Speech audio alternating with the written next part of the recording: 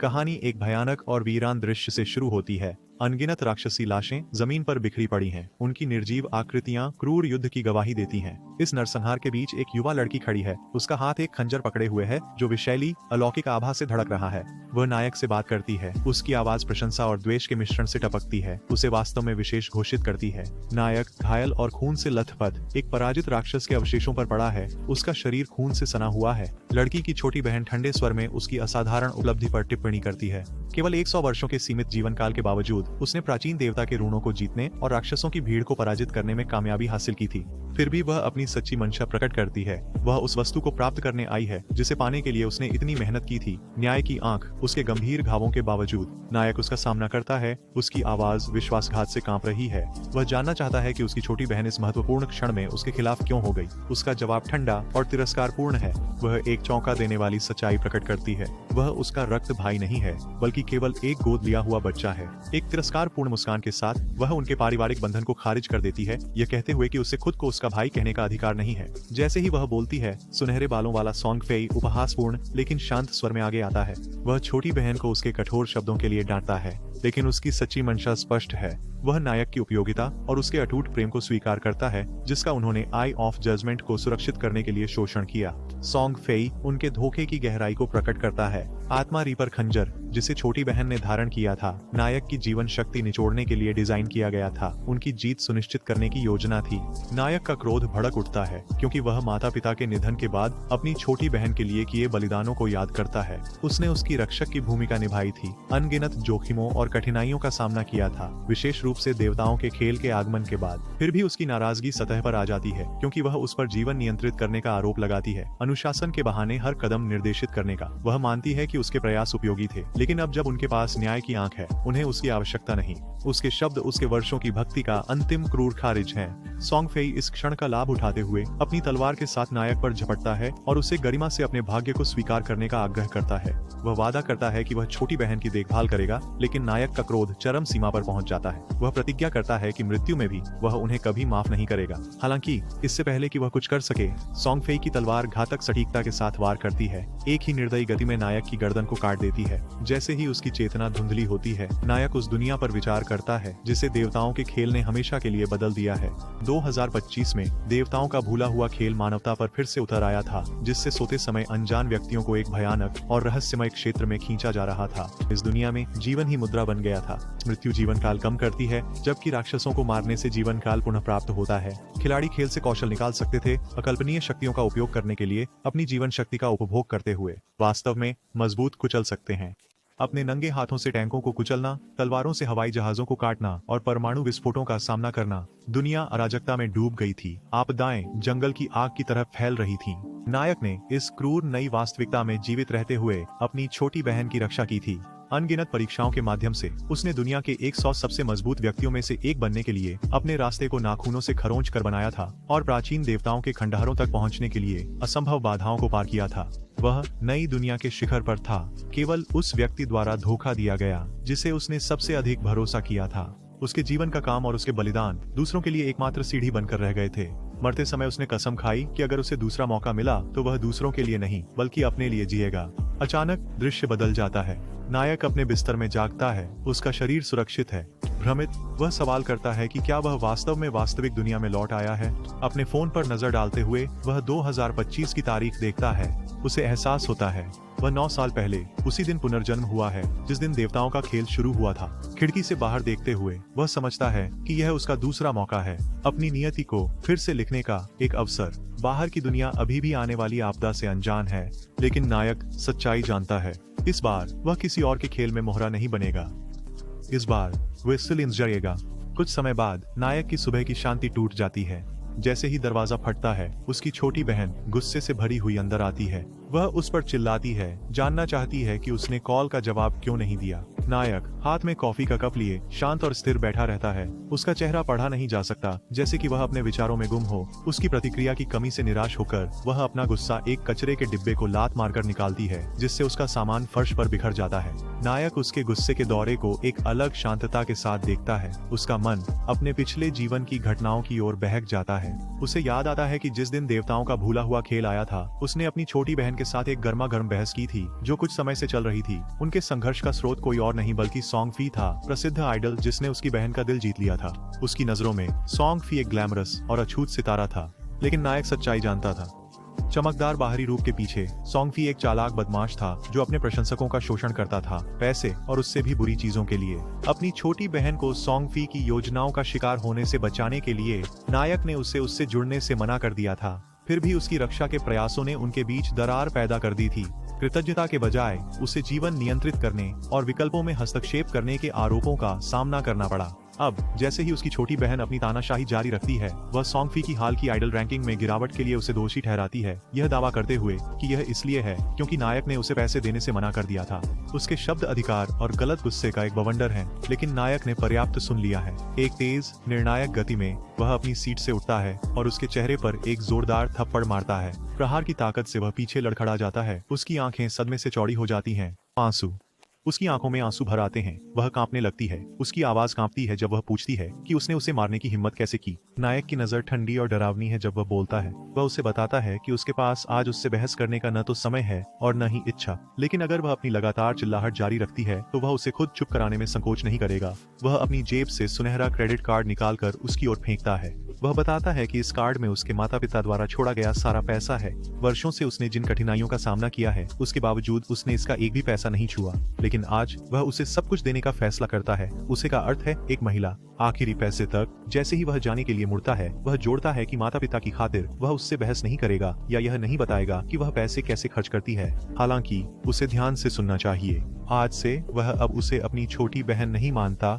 इसके साथ ही वह चला जाता है, दरवाजा बंद कर देता है और उसे वहीं खड़ा छोड़ देता है। उसके चेहरे पर आंसू बह रहे हैं। अपने कमरे में अकेले नायक अपने निर्णय के भार पर विचार करता है। अपने पिछले जीवन में उसने अपनी छोटी बहन को नुकसान से बचाने की कोशिश में बहुत कुछ बलिदान किया था। भगवान के खेल के भीतर अनगिनत गुप्त स्थान और खजाने थे, जिन्हें उसने खोजने से परहेज किया क्योंकि वे उसके लिए बहुत खतरनाक थे। उसने विकास और शक्ति के अवसरों को छोड़ दिया, सब कुछ उसे सुरक्षित रखने के नाम पर। लेकिन अब जब वह नींद की गोलियां लेने की तैयारी करता है तो उसे अजीब सी मुक्ति का एहसास होता है। वह सोचता है कि वह अपनी छोटी बहन के बोझ के बिना कितनी दूर जा सकता है। इस बार वह अपने पिछले जीवन के ज्ञान का उपयोग करके सभी से आगे बढ़ने का संकल्प लेता है, उन शक्तियों और अवसरों को प्राप्त करने का जो उसने त्याग दिए थे। जहाँ तक उसकी छोटी बहन का सवाल है, वह उसे खुद अपनी काबिलियत साबित करने देगा। उसे उसकी मार्गदर्शन या सुरक्षा के बिना दुनिया की कठोर वास्तविकताओं को नेविगेट करना होगा। जहाँ तक सोंग फिया का सवाल है, उस व्यक्ति ने पिछले जीवन में उसकी विश्वासघात और पतन की योजना बनाई थी। नायक की आंखें दृढ़ संकल्प से अंधेरी हो जाती हैं। वह खुद से वादा करता है कि वह सोंग फिया को अपने हाथों से मार डालेगा, यह सुनिश्चित करते हुए कि मूर्ति अपने पापों की सजा भुगते। दृश्य बदलता है और नायक एक विशाल अन्य सांसारिक स्थान में खड़ा होता है। एक भव्य हॉल जिसमें ऊंचे ऊंचे दर्पण हैं, जो एक अलौकिक चमक के साथ चमकते हैं। वह समझाता है कि यह पेशे चयन का हॉल है, एक महत्वपूर्ण स्थान जहां खिलाड़ी भगवान के खेल में अपना रास्ता चुनते हैं। अपने पिछले जीवन में उसने यहाँ घंटों बिताए थे, घबराहट और अनिश्चितता से अभिभूत, लेकिन अब पिछले अनुभवों के ज्ञान के साथ वह आत्मविश्वास और उद्देश्य के साथ आगे बढ़ता है। इस बार उसे पता है कि किस पर विचार करना है। अपने पिछले विकल्पों पर विचार करते हुए वह याद करता है कि उसने अपनी बहन की रक्षा के लिए योद्धा वर्ग चुना था, जबकि योद्धा वर्ग कमजोर नहीं था। यह अब उसके वर्तमान लक्ष्यों के अनुरूप नहीं है। किसी और की रक्षा करने के बोझ के बिना वह महसूस करता है कि गति और गतिशीलता सर्वोपरि है। इसे ध्यान में रखते हुए वह एक ऊंचे दर्पण की ओर हाथ बढ़ाता है और हत्यारे वर्ग का चयन करता है। जैसे ही उसकी उंगलियां कांच को छूती हैं, एक नीली रोशनी उसके हाथ को घेर लेती है और एक प्रणाली विंडो प्रकट होती है। प्रणाली घोषणा करती है कि कलाकृति न्याय की आंख पहले ही उससे बंध चुकी है और तुरंत सक्रिय हो जाएगी। उसके पीछे एक विशाल अन्य सांसारिक आंख दिखती है। उसकी नजरें तीखी और सर्वशक्तिमान महसूस होती हैं। एक और सिस्टम विंडो खुलती है जो दिखाती है कि नायक के पास अनोखे गुण हैं, न्याय की शक्ति और शक्ति की निष्क्रियता। सिस्टम बताता है कि ये गुण उसे बेमिसाल फायदे देते हैं। देवताओं के खेल में घुसते ही उसे सबसे उच्च गुणवत्ता वाला पेशा और प्रतिभाएं मिलेंगी, जो उसे आम खिलाड़ियों से बहुत ऊपर ले जाती हैं। नायक के चेहरे पर मुस्कान आती है क्योंकि वह न्याय की आंख की ताकत पर हैरान होता है। वह सोचता है कि इस वस्तु का उसके साथ बंधन उसके पुनर्जन्म के बावजूद भी बना हुआ है। क्या यह हो सकता है कि न्याय की आंख सच में उसे अपना मालिक मानती है? अगर ऐसा है तो यह वस्तु किसी और के लिए बेकार हो जाएगी, चाहे वे इसे चुराने की कोशिश करें, जैसा कि सोंग फेयू और उसकी बहन ने पिछले जीवन में किया था। वह सोचता है कि क्या न्याय की आंख उसके पुनर्जन्म के लिए जिम्मेदार थी, उसे अपनी किस्मत को फिर से लिखने का दूसरा मौका दे रही थी। अचानक एक काली घूमती हुई आभा उसके शरीर में प्रवेश करने लगती है, उसे चौंका देती है। सिस्टम उसे बधाई देता है, घोषणा करते हुए कि उसने एक छिपा पेशा अनलॉक कर लिया है। वर्गांतरण प्रक्रिया शुरू होती है और काली आभा उसे पूरी तरह से घेर लेती है। जब यह समाप्त होती है तो नायक उभरता है परिवर्तित। उसके एक बार काले बाल अब सफेद हो गए हैं और एक जबरदस्त आभा उससे निकलती है, उसके नए शक्ति का संकेत देती है। सिस्टम उसे सूचित करता है कि वह बॉट शैडो डिस बन गया है, एक उच्च स्तरीय छिपा हत्यारा वर्ग जो उसके पिछले योद्धा वर्ग से कहीं अधिक श्रेष्ठ है। नायक समझाता है कि शैडो वर्ग अनलॉक होते ही अत्यधिक शक्ति प्रदान करता है, जिससे यह एक दुर्लभ और बहुमूल्य पेशा बन जाता है। वह अपने चेहरे को छूता है, इस अविश्वसनीय भाग्य या नियति पर विचार करते हुए जिसने उसे इस क्षण तक पहुंचाया।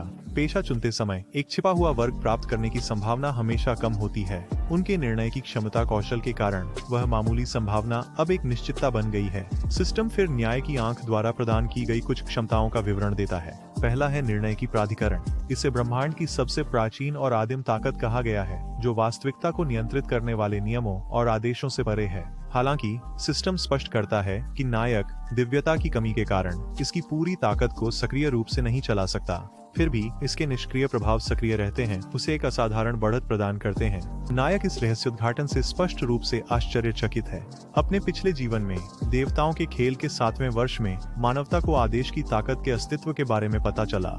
एक शक्तिशाली व्यक्ति ने खेल की दुनिया से भागकर आदेश की भूमि तक पहुंच बनाई थी, इस पारलौकिक ताकत के अस्तित्व का खुलासा किया था। फिर भी वर्षों के प्रयासों के बावजूद कोई इसे प्राप्त नहीं कर सका था। अब नायक को एहसास होता है कि उसके पास मूल ताकत है जो नियमों और आदेश को शून्य कर देती है, एक ताकत जो वास्तविकता के ताने बाने को फिर से आकार दे सकती है। दृढ़ अभिव्यक्ति के साथ वह स्वीकार करता है कि उसके लक्ष्य प्रतिशोध से परे बढ़ गए हैं। यदि वह देवताओं के खेल से भागकर व्यवस्था की भूमि तक पहुंच जाए और रास्ते में दिव्यता प्राप्त कर ले तो वह न्याय की शक्ति को पूरी तरह सक्रिय कर सकेगा। अचानक एक सिस्टम स्क्रीन नायक के सामने प्रकट होती है। इसका चमकता हुआ पाठ मांग करता है कि वह खेल में पहचाने जाने के लिए एक कोड नेम दर्ज करे। नाम। थोड़ी देर सोचने के बाद वह अपनी नई पहचान को दर्शाने वाला नाम चुनता है, शैडो। यह एक सही चुनाव है, वह सोचता है, क्योंकि उसका पेशा अंधेरे से ही जन्मा था। जैसे ही वह नाम की पुष्टि करता है, सिस्टम इसे स्वीकार करता है और उसके चारों ओर काली आभा घूमने लगती है। सिस्टम घोषणा करता है कि वह देवताओं द्वारा छोड़ी गई पृथ्वी की गेम दुनिया में प्रवेश करेगा। सिस्टम इस दुनिया की गंभीर वास्तविकता पर विस्तार से बताता है, एक बर्बाद भूमि जो अनगिनत राक्षसों से भरी हुई है, जो हर जगह तबाही मचाते हैं। यह उसे सावधानी से चलने की चेतावनी देता है, क्योंकि ये प्राणी निर्दयी हैं और उसे फाड़ने और उसकी जान चुराने के लिए कुछ भी नहीं छोड़ेंगे। सिस्टम आगे बताता है कि एक बार जब वह स्टार्टर टाउन की सुरक्षा छोड़ देगा और राक्षसों को मारना शुरू कर देगा, तो वह व्यापार योग्य जीवन अर्जित करेगा, जो एक मूल्यवान संसाधन है। हालांकि खेल में मृत्यु की भारी कीमत होती है। अगर वह गिरता है तो उसका आधा जीवन व्यापार योग्य और गैर व्यापार योग्य दोनों काट लिया जाएगा।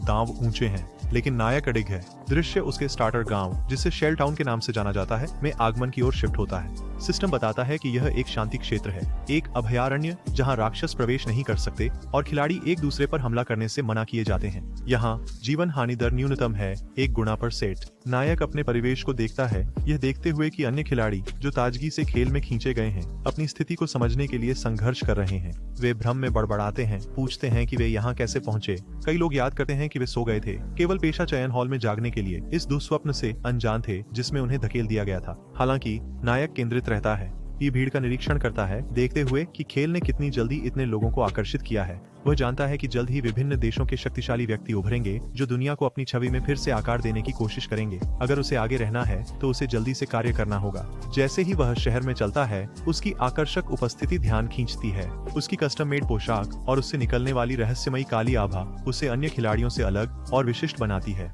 भीड़ में फुसफुसाहट फैलती है, क्योंकि वे उसके पेशे के बारे में अटकलें लगाते हैं। एक खिलाड़ी जो उसकी तरह एक हत्यारा है, उसकी तरफ की खंजर को पहचानता है, लेकिन उनकी उपस्थिति में स्पष्ट अंतर से हैरान है। जबकि दूसरे हत्यारे के पास कोई विशिष्ट आभा नहीं है। नायक शक्ति और रहस्य की हवा बिखेरता है। यह अंतर अचूक है और यह केवल उसके आसपास के लोगों की जिज्ञासा को बढ़ाता है। जैसे ही नायक स्टार्टर टाउन के किनारे की ओर बढ़ता है, एक समूह के खिलाड़ी उसके सामने पुनर्जीवित होते हैं। उनके चेहरे पीले और हिले हुए होते हैं। ऐसा लगता है कि खेल में मृत्यु का मतलब अंत नहीं है। इसके बजाय खिलाड़ियों को शेल टाउन की सुरक्षा में वापस भेज दिया जाता है। समूह में 3 पुरुष और एक महिला शामिल है। उनकी हताशा स्पष्ट है क्योंकि वे लेवल 1 क्रीपर राक्षस के साथ हालिया मुठभेड़ पर भड़ास निकालते हैं। एक आदमी अफसोस करता है कि प्राणी के एक ही काटने ने उसके जीवन को आधा कर दिया, जबकि दूसरा शिकायत करता है कि उनके संयुक्त प्रयासों ने केवल राक्षस के स्वास्थ्य का 1/3 हिस्सा ही कम किया। तीसरा आदमी स्पष्ट रूप से परेशान है। उसका जीवन अब आधा हो गया है और उसका आत्मविश्वास टूट गया है। वे महिला की ओर मुड़ते हैं, जो उनकी नेता प्रतीत होती है, ये जानने के लिए कि आगे क्या करना है। इससे पहले कि वह जवाब दे सके, उसकी नजर नायक पर पड़ती है। वह बदले में उसे गहराई से देखता है। दूसरों के विपरीत वह तीरंदाजों को दिए गए मानक छोटे धनुष के बजाय एक लंबा धनुष चलाती है। यह बात उसकी नजर से नहीं छूटती और वह समझ जाता है कि उसके पास कोई छुपा हुआ पेशा है जो दुर्लभ और शक्तिशाली है। महिला नायक की प्रभावशाली उपस्थिति और अनोखी पोशाक से प्रभावित होकर उसके पास एक प्रस्ताव लेकर आती है। वह सुझाव देती है कि वे टीम बनाएं, क्योंकि बाहर के राक्षस किसी एक व्यक्ति के लिए अकेले संभालने के लिए बहुत मजबूत हैं। क्योंकि उसके समूह ने पहले ही एक राक्षस का सामना किया है, भले ही असफल रहे हों, उनके पास साझा करने के लिए अनुभव है। हालांकि नायिका उसकी सोच पर अंदर ही अंदर मुस्कुराती है। वह सोचता है कि इस समूह का एकमात्र अनुभव मरना है। वह उसके प्रस्ताव को विनम्रता से लेकिन दृढ़ता से ठुकरा देता है, यह कहकर कि वह अकेले काम करना पसंद करता है। उसके इनकार से महिला हैरान रह जाती है और उसके समूह के पुरुष आपस में बड़बड़ाने लगते हैं। वे उसकी अहंकार पर सवाल उठाते हैं, सोचते हैं कि जब 4 लोग भी राक्षसों का सामना नहीं कर पाए तो वह अकेले कैसे कर सकता है। उनके संदेह के बावजूद महिला को लगता है कि नायक में कुछ और है जो दिखने में नहीं आता। उसके रहस्यों को जानने के लिए दृढ़ संकल्पित वह स्थिति विंडो की जांच करने का निर्णय लेती है। उसका कोड नेम शैडो पढ़ते ही उसकी आंखें चौड़ी हो जाती हैं। वह इसे दिखावे के रूप में देखती है, लेकिन यह भावना नहीं हटा पाती कि वह कुछ महत्वपूर्ण छिपा रहा है। अपने दल की ओर मुड़ते हुए वह घोषणा करती है कि वे नायक का पीछा कर उसकी क्षमताओं का निरीक्षण करेंगे। शायद वह सोचती है उसने राक्षसों के बारे में कुछ मूल्यवान जानकारी खोजी है जिसे वह अपने पास रख रहा है। एक कुटिल मुस्कान के साथ वह जोड़ती है कि वह यह देखने के लिए इंतजार नहीं कर सकती कि वह कैसे सफल होता है या गिरता है। नायक आत्मविश्वास से शेल टाउन के बाहर बढ़ता है। सुनहरे बालों वाली लड़की और उसके साथी सतर्कता से उसके पीछे चलते हैं। वे पेड़ के पीछे छिप जाते हैं। नजरें उसकी हटती आकृति पर टिकी होती हैं। सुनहरे बालों वाली लड़की निराशा की झलक के साथ अपने दल से इस त्यागी हुई दुनिया की अजीबता और खतरे के बारे में बड़बड़ाती है। वह स्वीकार करती है कि वह पूरी तरह से नहीं समझती कि उन्हें इस दुःस्वप्न में क्यों घसीटा गया, लेकिन एक अनुभवी ऑनलाइन गेमर के रूप में उसने जल्दी ही चुनौतियों से निपटने के लिए एक टीम बनाई थी। फिर भी अपने अनुभव के बावजूद उसने अनुमान नहीं लगाया था कि खेल उन्हें कितनी क्रूरता से विनम्र करेगा। नए गांव के बाहर मिले पहले राक्षस ने उन्हें बिना किसी प्रयास के नष्ट कर दिया था, यह याद दिलाते हुए कि वे कितने अप्रस्तुत थे। वह निष्कर्ष निकालती है कि ऐसा राक्षस एक खिलाड़ी की क्षमताओं से बहुत परे है। इस बीच उसकी टीम के 2 पुरुष मुख्य किरदार पर अटकलें लगाने से नहीं रुक पाते। उनमें से एक, जो नायक की तरह एक हत्यारा है, उनके बीच के स्पष्ट अंतर की ओर इशारा करता है। जबकि वह एक साधारण खंजर चलाता है, नायक एक छोटी तलवार रखता है जो घातकता की आभा बिखेरती है। हत्यारा नोट करता है कि नायक की गति तेज है और उसकी पोशाक कुछ ऐसी है जैसी उन्होंने पहले कभी नहीं देखी। कस्टम मेड और शक्ति की आभा बिखेरते हुए सुनहरे बालों वाली लड़की इन विवरणों को देखते हुए यह भावना नहीं हटा पाती कि नायक एक विसंगति है। वह चुपचाप उसे फॉलो करने का संकल्प लेती है, उम्मीद करती है कि कुछ मूल्यवान जानकारी मिल सके जो उसकी टीम को बढ़त दे। हालांकि जैसे ही वह अपनी टीम को करीब आने का संकेत देने वाली होती है, नायक अचानक रुक जाता है और अपने कंधे के ऊपर देखता है। सुनहरे बालों वाली लड़की जम जाती है। उसका दिल तेजी से धड़कता है क्योंकि वह सोचती है कि क्या उसने देखा है।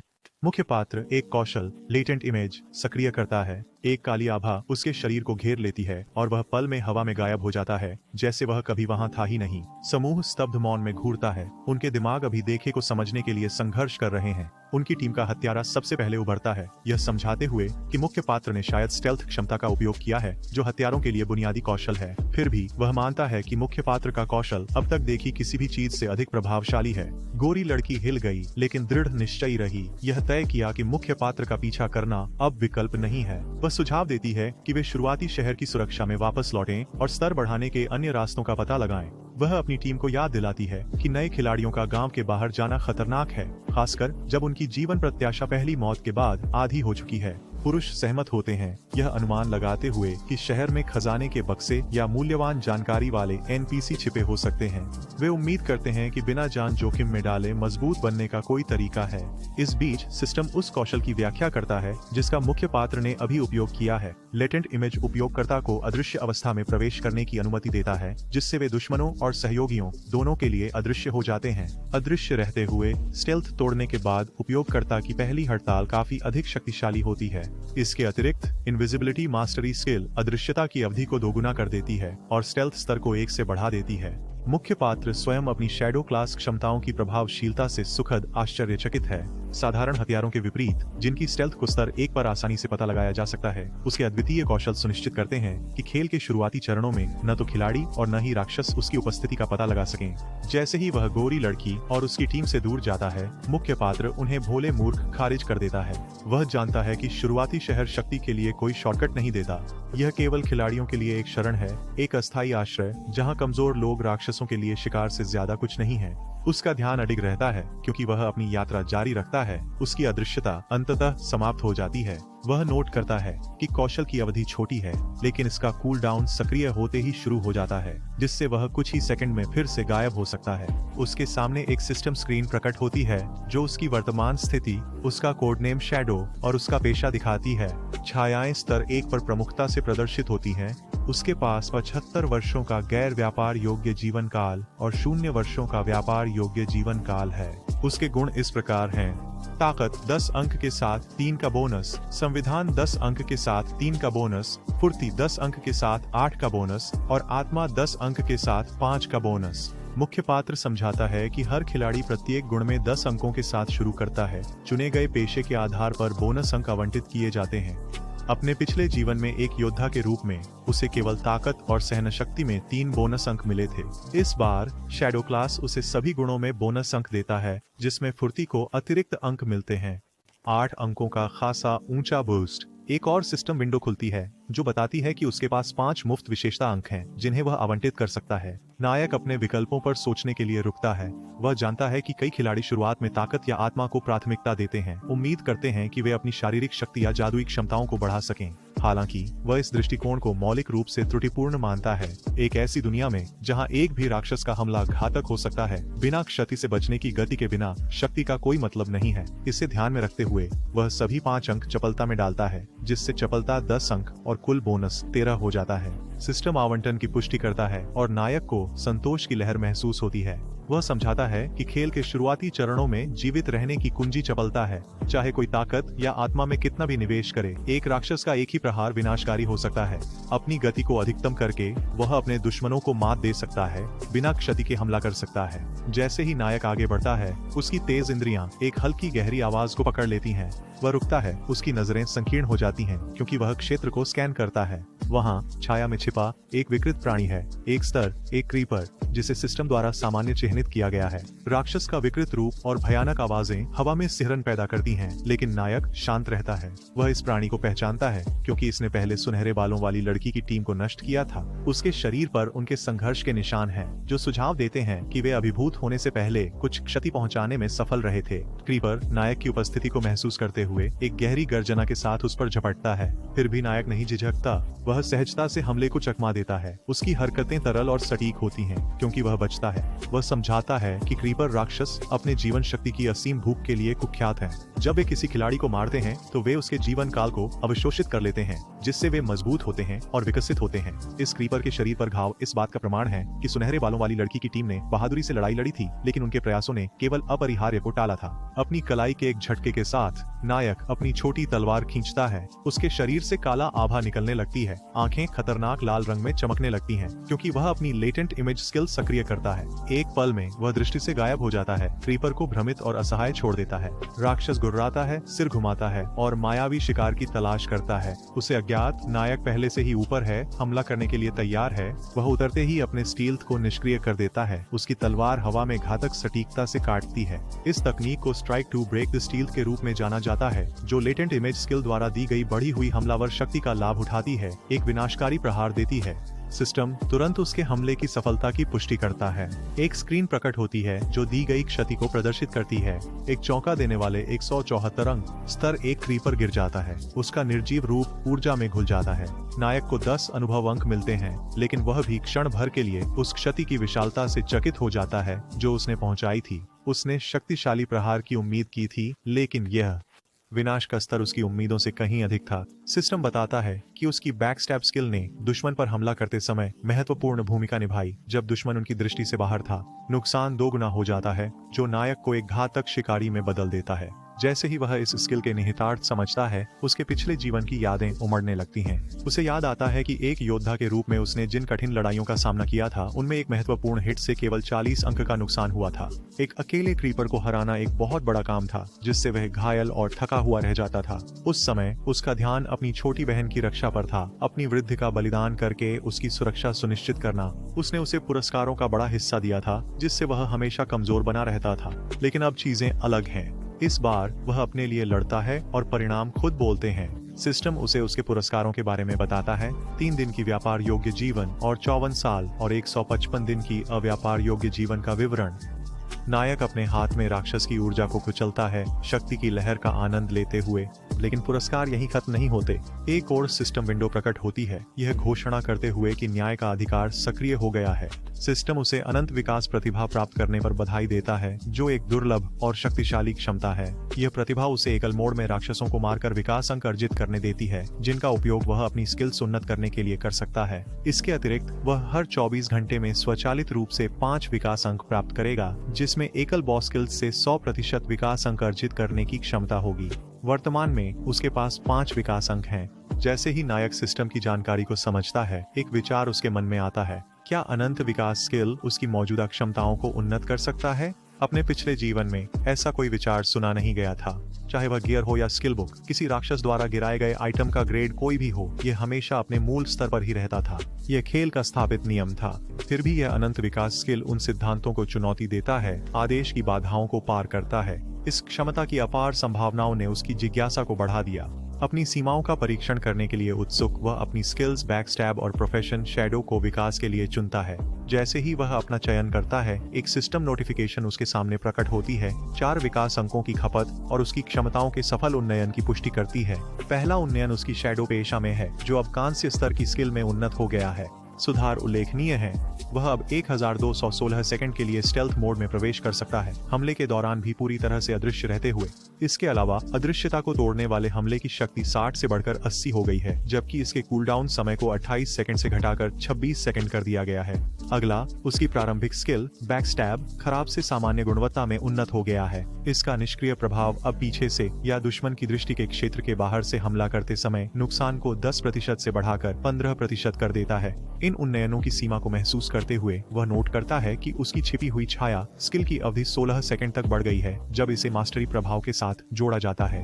अदृश्यता, यह प्रभावी रूप से 32 सेकंड तक बढ़ जाती है, जिससे उसे लगभग स्थायी रूप से अदृश्य रहने की क्षमता मिल जाती है। अगर उसे यह सुधार पहले मिल गया होता, तो वह सोचता है कि एक पूरा हेल्थ क्रीपर भी एक ही बार में गिराया जा सकता था। उसकी सोच अचानक एक आवाज से बाधित होती है, जो मजाक उड़ाती है कि कोई उसके जैसा दुबला पतला व्यक्ति अकेले राक्षस को मार सकता है। स्रोत की ओर मुड़ते हुए वह 2 व्यक्तियों को देखता है। एक मांसल आदमी लड़की को प्रभावित करने की कोशिश कर रहा है। लड़की उसे गांगसी कहकर उसकी तारीफों की बौछार करती है और आत्मविश्वास से कहती है कि उसकी कदकाठी के साथ वह आसानी से 10 राक्षसों को संभाल सकता है। गांगसी हंसते हुए उसे आश्वस्त करता है कि उसके आसपास होने पर डरने की जरूरत नहीं। उनकी बातचीत को देखते हुए नायक को लगता है कि कुछ गड़बड़ है। उनके ऊपर एक छाया मंडरा रही है और वह देखता है कि एक विशाल मकड़ी जैसा राक्षस उस पेड़ के ऊपर छिपा हुआ है, जहां गांगसी और लड़की खड़े हैं, आसन्न खतरे से अनजान। गांगसी नायक की ओर मुड़ता है और एक प्रस्ताव रखता है। उसे उनके साथ जुड़ना चाहिए। गांगसी उसकी रक्षा करेगा, लेकिन नायक पहले ही हरकत में आ चुका है, उस राक्षसी प्राणी को एक नर्स के रूप में पहचानते हुए। बिना किसी हिचकिचाहट के वह अपनी लेटेंट इमेज स्किल को सक्रिय करता है और अदृश्य हो जाता है। लड़की हाँफते हुए नायक के अचानक गायब होने की ओर इशारा करती है। गांगसी इसे आत्मसंतुष्ट हंसी के साथ खारिज करता है, दावा करते हुए कि कमजोर व्यक्ति उसकी महाशक्ति से डर गया होगा, लेकिन उसका अहंकार अल्पकालिक होता है। इससे पहले कि वह प्रतिक्रिया कर सके, विशाल मकड़ी उन पर टूट पड़ती है। उसके बाद एक दूसरी मकड़ी, एक छोटी मकड़ी। जब तक गांगसी खतरे को समझता है, बहुत देर हो चुकी होती है। प्राणी उन पर हमला कर एक झटके में उसे और लड़की को कुचल देते हैं। सिस्टम राक्षसी हमलावरों की पहचान करता है। नर्स एक लेवल 1 ब्रॉन्ज दुर्लभता बॉस और उसका साथी एक बेबी स्पाइडर एक लेवल 1 सामान्य दुर्लभता प्राणी। पास में अभी भी अदृश्यता में छिपा हुआ नायक शांति से स्थिति का आकलन करता है। नर्स एक भयंकर दुश्मन है जिसके पास लगभग 1600 स्वास्थ्य अंक हैं, जो एक नौसिखिया के लिए संभालना बहुत कठिन है, खासकर जब वह छोटे मकड़ियों की पूरी सेना को नियंत्रित करती है। हालांकि वह इसे अपनी नई उन्नत कौशलों का परीक्षण करने का सही अवसर मानता है। बिना हिचकिचाहट के वह नर्स पर झपटता है, एक वार करता है जो उसकी अदृश्यता तोड़ने और नुकसान अधिकतम करने के लिए डिजाइन किया गया है। उसकी तलवार निशाने पर लगती है और नर्स पीछे हटती है, घाव से भारी मात्रा में खून बहता है। प्रतिशोध में प्राणी एक शक्तिशाली हमले के साथ पलटवार करता है, लेकिन नायक तेजी से उसके पैरों के नीचे से फिसलकर बच जाता है। बिना देरी के वह अपनी लेटेंट इमेज स्किल को सक्रिय कर फिर से छाया में गायब हो जाता है। एक सिस्टम अधिसूचना प्रकट होती है, पुष्टि करती है कि उसने 338 अंक का नुकसान पहुंचाया है। एक ठोस वार, लेकिन इतने भयंकर प्रतिद्वंद्वी के खिलाफ अपर्याप्त। एक और संदेश इंगित करता है कि उसने 9 अंक का नुकसान सहा है, जो उसकी फुर्ती को देखते हुए एक मामूली झटका है। केवल 130 स्वास्थ्य अंक के साथ वह जानता है कि सीधा मुकाबला विनाशकारी होगा। फिर भी वह अपने उन्नत हमले की कच्ची शक्ति पर चकित हुए बिना नहीं रह सकता। एक ही वार में 300 से अधिक नुकसान करना रोमांचक है। अदृश्य खतरे से नाराज नर्स क्रोध में फट पड़ती है, अपने आसपास के क्षेत्र में हिंसक तांडव मचाती है। एक हताश प्रयास में पलटवार करने के लिए नायक देखता है, पूरी तरह जागरूक है कि ये दुर्घटनाएं हो रही हैं। जीव बेवकूफ नहीं होते, वे अनुकूलित होकर पलटवार करते हैं। यह लड़ाई अभी खत्म नहीं हुई है, लेकिन वह देखना चाहती है कि उसकी नई शक्ति उसे कितनी दूर ले जा सकती है। नायक जल्दी ही समझ जाता है कि नर्स सभी दिशाओं में बेतहाशा हमला कर रही है, जिससे सीधे मुकाबला करना बहुत जोखिम भरा हो जाता है। बच्चे मकड़ी के भी सतर्क होने के कारण सामने से हमला करना संभव नहीं है। इसके बजाय वह नया तरीका आजमाने का फैसला करता है। जैसे ही मकड़ी उड़ान भरने की तैयारी करती है, एक तेज गति वाला पत्थर अचानक उसके पेट पर प्रहार करता है, जिससे एक बड़ा छेद हो जाता है। एक सिस्टम नोटिफिकेशन पुष्टि करता है कि इस हमले ने 299 अंक का नुकसान पहुंचाया है। नायक अपनी रणनीति समझाता है, अदृश्यता तोड़ने से उत्पन्न अतिरिक्त नुकसान का लाभ उठाते हुए अपनी उन्नत कौशल के साथ। चूंकि सिस्टम फेंके गए वस्तुओं को वैध हमलों के रूप में मानता है, इसलिए हर पत्थर जो वह फेंकता है वह सीधे हमले के समान होता है। बिना हिचकिचाहट के वह आत्मविश्वास से एक और पत्थर फेंकता है कि उसकी छिपी हुई छवि कौशल ठंडा होते ही वह इस चक्र को अनिश्चित काल तक दोहरा सकता है। सिस्टम जल्द ही एक और हिट की पुष्टि करता है, जिससे 269 अंक का नुकसान होता है। इस रणनीति को बार बार अपनाते हुए वह व्यवस्थित रूप से नर्स को कमजोर करता है। जल्द ही एक घोषणा स्टार्टर गांव शेल टाउन में गूंजती है। लीडर बोर्ड अपडेट हो गया है। सिस्टम ने घोषणा की है कि शैडो ने नर्स, एक कांस्य रैंक राक्षस को मारकर स्तर 2 तक पहुंचने वाला पहला खिलाड़ी बन गया है। उसका नाम पूरे गांव में प्रसारित किया जाता है और इसके साथ ही शेल टाउन लीडर बोर्ड आधिकारिक रूप से खुल जाता है। अन्य खिलाड़ी अविश्वास में रह जाते हैं। कई लोग याद करते हैं कि नर्स ने उन्हें कई बार मार डाला था, जिससे यह अकल्पनीय हो जाता है कि एक अकेला खिलाड़ी इसे हरा सकता है। अकेले फुसफुसाहट फैलती है जैसे खिलाड़ी इस रहस्यमय शैडो की जानकारी के लिए संघर्ष करते हैं। कुछ एक धोखाधड़ी का संदेह करते हैं, जबकि अन्य लीडर बोर्ड को घूरते हैं। हैरान की केवल एक नाम सूचीबद्ध है। हैरान दर्शकों में से एक पहले की सुनहरे बालों वाली लड़की है। अपनी टीम के साथ वह यह समझने के लिए संघर्ष करती है कि एक खिलाड़ी अकेले एक बॉस स्तरीय राक्षस को कैसे हरा सकता है। सामान्य राक्षस भी उनके लिए चुनौतीपूर्ण साबित हुए थे। फिर भी शैडो ने कांस्य रैंक प्राणी को हरा दिया था। उसके मन में संदेह धीरे धीरे प्रवेश करता है। क्या सिस्टम में कोई त्रुटि थी? गैंगसी और उसका साथी, वही जो नर्स के हाथों मारे गए थे, समान रूप से हतप्रभ हैं। वे यह समझ नहीं पा रहे हैं कि किसी ने विशाल मकड़ी को कैसे हराया, जबकि उसके मिनियनों के झुंड से भी निपटा। लड़की अचानक उस हुड वाले व्यक्ति को याद करती है जिसे उसने पहले खारिज किया था। क्या वह शैडो हो सकता है? नायक के पास वापस एक सिस्टम नोटिफिकेशन उसके सामने प्रकट होता है। नर्स पर उसकी जीत की पुष्टि करता है। उसे 300 अनुभव अंक प्राप्त हुए हैं, स्तर 2 तक पहुंच गया है और 2 विकास अंक अर्जित किए हैं। इसके अतिरिक्त उसने शेल टाउन के स्तर लीडर बोर्ड को अनलॉक कर दिया है और एक प्रतिष्ठा अंक प्राप्त किया है। पूरे शहर को उसकी उपलब्धि की सूचना दी गई है, क्योंकि नर्स का शरीर ऊर्जा में विघटित हो जाता है। वह टिप्पणी करता है कि एक बार बॉस मारा जाता है, बाकी मकड़ियां डर के मारे बिखर जाती हैं। हालांकि उसे अफसोस है कि उसने पहले उन्हें खत्म नहीं किया, जिससे मूल्यवान अनुभव अंक चूक गए। एक और सिस्टम नोटिफिकेशन प्रकट होता है, उसके नए प्राप्त पुरस्कारों का खुलासा करता है। 46 दिन का ट्रांसफर जीवन, हैंड ऑफ एवेरिस नामक एक कांस्य स्तरीय स्किल बुक और एक कोरोशन डैगर, एक कांस्य स्तरीय हथियार जो हमले की शक्ति को 35 से बढ़ाता है। अंक और चपलता 4। इसके अलावा उसे 2 और विकास अंक मिलते हैं। हैंड ऑफ एवेरिस से प्रभावित होकर वह स्किल बुक पर ध्यान देता है। सिस्टम बताता है कि यह एक हत्यारे की विशेष क्षमता है जो उपयोगकर्ता को राक्षसों की लाशों से अतिरिक्त लूट निकालने की अनुमति देती है 20% सफलता दर के साथ। एकमात्र शर्त यह है कि खिलाड़ी कम से कम स्तर 1 होना चाहिए। वह अपनी अप्रत्याशित किस्मत पर हैरान होता है। किसने सोचा होगा कि एक कान से रैंक बॉस इतनी दुर्लभ और शक्तिशाली स्किल गिराएगा। यह क्षमता उसकी उपकरण अधिग्रहण दर को काफी बढ़ा सकती है। वह अपने पिछले जीवन के एक खिलाड़ी पाप के देवता को याद करता है जो अपनी औसत दर्जे की लड़ाई क्षमताओं के बावजूद केवल लालच के हाथ के कारण खेल में सबसे प्रसिद्ध शख्सियतों में से एक बन गया। उसका प्रभाव इतना बढ़ गया कि उसके पास एक विशेष अंगरक्षक था। अचानक उसे एक गहरी समझ आती है, अगर लालच के हाथ की सफलता दर 20% है तो क्या होगा अगर वह इसे अपनी अनंत विकास प्रतिभा के साथ जोड़ दे। सैद्धांतिक रूप से वह न केवल संभावनाओं को बढ़ा सकता है बल्कि लूट की मात्रा भी। यह विचार उसे प्रत्याशा से भर देता है। दृश्य वास्तविक दुनिया में वापस चला जाता है जहाँ छात्र स्कूल जा रहे हैं। उनमें से एक है नायक की छोटी बहन और उसकी दोस्त। जैसे ही वे साथ चलते हैं, दोस्त उसे भाई को फोन कर माफी मांगने के लिए कहती है। वह याद दिलाती है कि उन्होंने पिछले दिन एक महत्वपूर्ण परीक्षा छोड़ी थी ताकि गुप्त रूप से सांगफी का समर्थन कर सकें और भाई को गुस्सा आना चाहिए। हालांकि छोटी बहन इस विचार को खारिज कर देती है, यह कहते हुए कि उसने कुछ गलत नहीं किया और माफी मांगने का कोई कारण नहीं देखती। उसकी नजर में अगर कुछ था तो यह उसके भाई का हस्तक्षेप था जिसने उन्हें सांगफी के प्रवेश समय को चूकने दिया। अगर किसी को माफी मांगनी चाहिए तो वह वही होना चाहिए। उसकी दोस्त उसे समझाने की कोशिश करती है कि उसका भाई हमेशा उसके प्रति अच्छा रहा है। वह स्वीकार करती है कि उसे देखभाल करने वाले भाई बहन से ईर्ष्या होती है, लेकिन छोटी बहन ठंडे ढंग से उसे हस्तक्षेप बंद करने के लिए कहती है और स्पष्ट करती है कि वह उसका असली भाई नहीं है। वह घोषणा करती है कि उसके पास पहले से ही एक भाई है, सांगफी। जैसे ही वे स्कूल पहुंचते हैं, वे अपनी कक्षा में एक हलचल देखते हैं। छात्रों का एक समूह एक डेस्क के चारों ओर इकट्ठा होकर चिंतित फुसफुसा रहा है। जिज्ञासु होकर वे करीब जाते हैं, केवल एक अस्थिर दृश्य देखने के लिए। उनके सहपाठी जांग वेई अपने डेस्क पर झुके हुए हैं। उनका शरीर धीरे धीरे गायब हो रहा है। घबराहट फैलती है जब एक लड़की जो देख रही है पूछती है, झांग वेई को क्या हो रहा है? एक और छात्र बताता है कि कुछ समय पहले झांग वेई ने बस कहा कि वह एक झपकी लेना चाहता है और फिर वह गायब होने लगा। भीड़ में फुसफुसाहट फैलती है क्योंकि कुछ छात्र बताते हैं कि झांग वेई अकेले नहीं हैं जो इस घटना का अनुभव कर रहे हैं। सोशल मीडिया दुनिया भर में इसी तरह के मामलों से भरा हुआ है। रिपोर्टें बताती हैं कि जब लोग सोते हैं तो वे एक पारदर्शी भ्रमात्मक अवस्था में प्रवेश करते हैं, लेकिन कोई नहीं जानता क्यों। डर छात्रों को जकड़ लेता है जब एक लड़की जल्दी से फोन निकालकर अपने माता पिता को चेतावनी देने के लिए फोन करती है। वह नायक की बहन से भी ऐसा ही करने का आग्रह करती है और अपने भाई को सूचित करने के लिए कहती है, लेकिन छोटी बहन नाराजगी से भरी जिद्दी होकर मना कर देती है। वह गुस्से में घोषणा करती है कि उसका भाई से संपर्क करने का कोई इरादा नहीं है और वह उससे नफरत करती है। यहाँ तक कहती है कि दुनिया बेहतर होगी अगर वह मर जाए। इस बीच खेल की दुनिया में वापस सिस्टम पुष्टि करता है कि लालच के हाथ का विकास पूरा हो गया है। स्किल उन्नत हुई है। कांस्य स्तर की क्षमता से स्वर्ण स्तर तक उन्नति करें। सिस्टम बताता है कि अतिरिक्त लूट प्राप्त करने की सफलता दर 20% से बढ़कर प्रभावशाली 70% हो गई है। एक नई सूचना प्रकट होती है, पुष्टि करती है कि नायक ने सफलतापूर्वक हैंड ऑफ एवेरिस सीखा है और अतिरिक्त 2 विकास बिंदु अर्जित किए हैं। साथ ही 46 दिनों का हस्तांतरणीय जीवन भी प्राप्त किया है। वह अपनी किस्मत पर आश्चर्यचकित हुए बिना नहीं रह सका। उसे न केवल अतिरिक्त विकास बिंदु मिले हैं, बल्कि वह अब हैंड ऑफ एवेरिस को फिर से विकसित करने से केवल 1 बिंदु दूर है। यदि वह 3 विकास बिंदु प्राप्त कर लेता है तो वह इस कौशल को चरम सीमा तक पहुंचा सकता है, जिससे अतिरिक्त लूट ड्रॉप्स की एक 100% सफलता दर सुनिश्चित होगी। इस विचार से उसके भीतर उत्तेजना की लहर दौड़ जाती है। उसकी शक्ति की राह उसकी कल्पना से भी तेज गति से बढ़ रही है। अपनी लेटेंट इमेज स्किल को सक्रिय करते हुए नायक अदृश्य हो जाता है। उसके विचार दौड़ने लगते हैं। अब तक दुनिया के हर देश को इस अजीब घटना का पता चल गया होगा।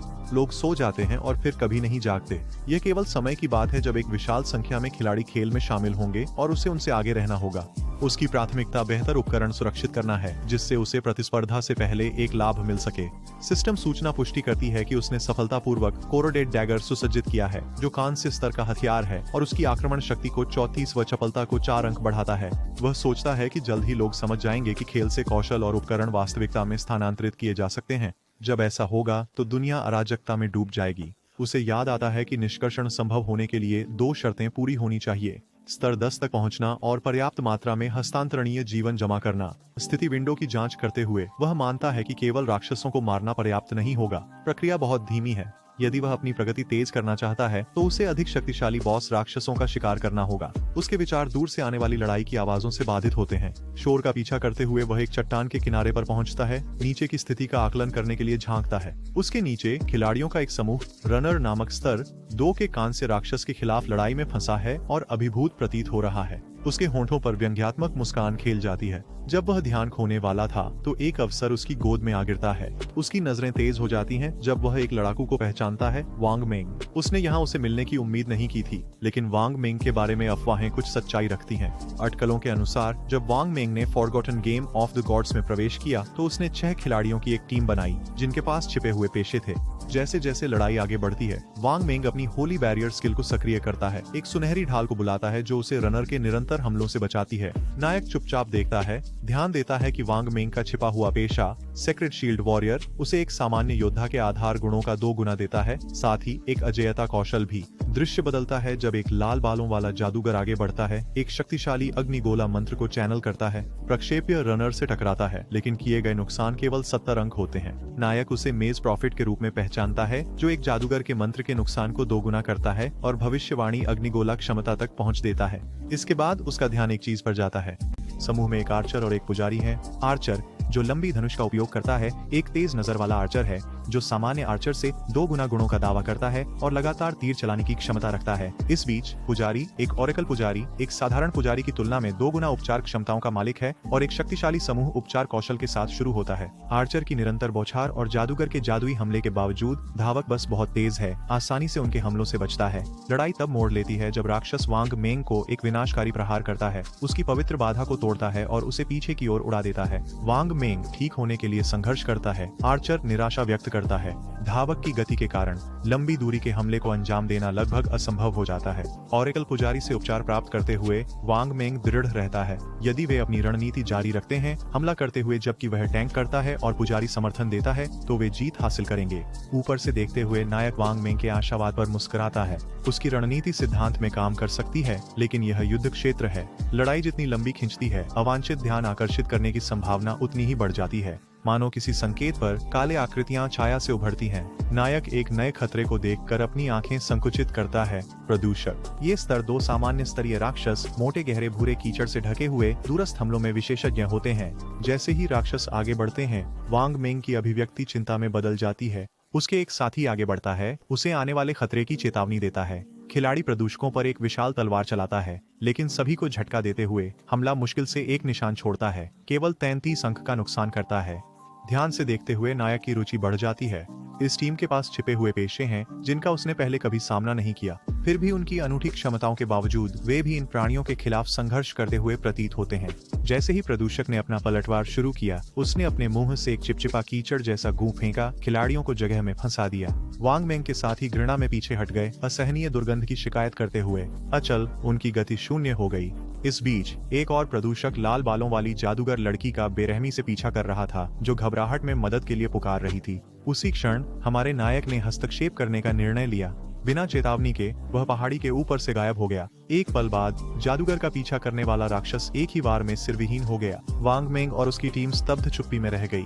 वे जो हुआ था उसे समझने के लिए संघर्ष कर रहे थे। क्या वास्तव में एक प्रदूषक को हटा दिया गया था? एक वार में राक्षस का शरीर लूट में बदल गया, क्योंकि जादूगर ने संकोच करते हुए पूछा कि क्या कोई उनकी मदद कर रहा था। प्रदूषक के जाल से मुक्त होकर तलवारबाज असंभव उपलब्धि पर चकित हो गया। आमतौर पर एक स्तर एक ट्रैकर राक्षस को हराने के लिए 10 सेकंड से अधिक समय तक केंद्रित हमले की आवश्यकता होती है। फिर भी यहाँ एक स्तर 2 प्रदूषक को तुरंत नष्ट किया जा रहा था। इससे पहले कि वे प्रतिक्रिया कर पाते, एक और प्रदूषक को एक ही वार में मारा गया। हमला 441 अंक का चौंका देने वाला नुकसान कर रहा था। घबराते हुए तलवारबाज ने जादूगर लिजी की ओर मुड़कर पूछा कि क्या उसने हमलावर को देखा था, लेकिन उसने भ्रम में सिर हिला दिया। वांग मेंग ने जल्दी संयम वापस पा लिया।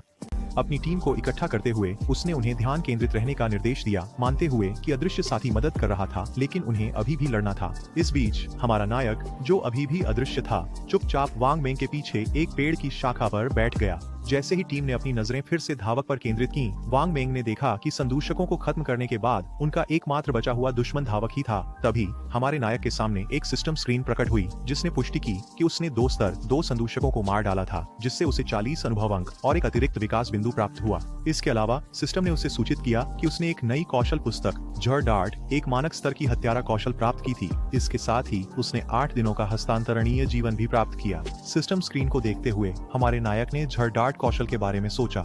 यह एक मध्य से लंबी दूरी का हमला था जो निरंतर क्षति पहुंचाता था। हत्यारे के लिए एक अत्यंत उपयोगी कौशल। बिना हिचकिचाहट के उसने इसे तुरंत विकसित करने का निर्णय लिया। एक नई सिस्टम स्क्रीन प्रकट हुई जिसमें झरडार्ट के उन्नत आंकड़े दिखाए गए।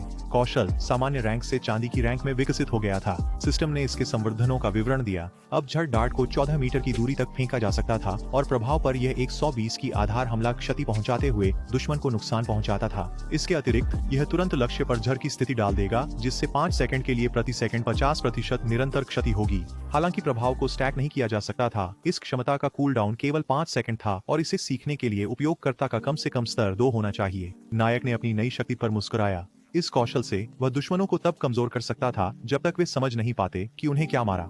वांग मेंग की लड़ाई एक बुरे सपने में बदल रही थी।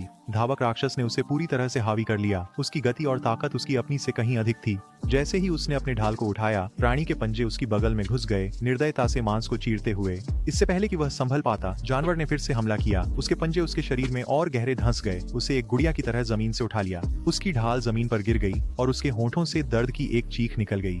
उसके साथी भयभीत देख रहे थे, क्योंकि उपचारक उसके घावों को ठीक करने की कोशिश कर रहा था, लेकिन कोई फायदा नहीं हुआ। राक्षस के पंजे उसके मांस में धंसे थे। उपचार जादू का कोई प्रभाव नहीं हो रहा था। वांग मेंग के मुंह से खून टपक रहा था, क्योंकि उसने अपनी टीम को भागने का आदेश देने की ताकत जुटाई। लेकिन इससे पहले कि वे प्रतिक्रिया कर पाते, एक उच्च गति वाली प्रक्षेपी हवा में से होकर राक्षस के चेहरे पर विनाशकारी बल के साथ टकराई। केवल प्रभाव ने 845 अंकों की चौंकाने वाली क्षति पहुंचाई, जिससे जानवर दर्द में कराह उठा। वांग मेंग के साथी स्तब्ध रह गए, क्योंकि उन्होंने देखा कि बॉस राक्षस का स्वास्थ्य कुछ ही सेकंड में आधा हो गया। फिर भी हमला खत्म नहीं हुआ था। घाव से खून बह रहा था, एक निरंतर धारा जो प्राणी को और कमजोर कर रही थी। यह हिंसक रूप से कांप रहा था। अंततः वांग मेंग के घायल शरीर को छोड़ दिया, जो जमीन पर गिर गया। जीवित रहने के लिए बेताब, वह सुरक्षा की ओर रेंग रहा था, लेकिन राक्षस कराहता रहा। उसकी स्थिति हर सेकंड बिगड़ती जा रही थी। उसका स्वास्थ्य प्रति सेकंड 324 अंकों की दर से घट रहा था, जब तक कि अंततः प्राणी जमीन पर गिर गया, निरंतर क्षति के आगे झुकते हुए। उसी क्षण एक बहन सिस्टम स्क्रीन नायक के सामने प्रकट हुई, उसके हमले के परिणाम दिखाते हुए। उसने जो नुकसान पहुंचाया वह बॉस मॉन्स्टर के कुल स्वास्थ्य का 90% से अधिक था, जिससे लूट के अधिकार पूरी तरह से उसके लिए सुरक्षित हो गए। सिस्टम ने उसकी जीत को स्वीकार किया, यह घोषणा करते हुए कि उसने एक रनर बॉस, एक कांस्य स्तर के प्राणी को मार डाला, जिससे उसे 600 अनुभव अंक प्राप्त हुए। दूसरी सूचना ने उसे स्तर 3 तक पहुंचने पर हार्दिक बधाई दी और उसे 2 विकास अंक और 55 दिनों का हस्तांतरणीय जीवन प्रदान किया।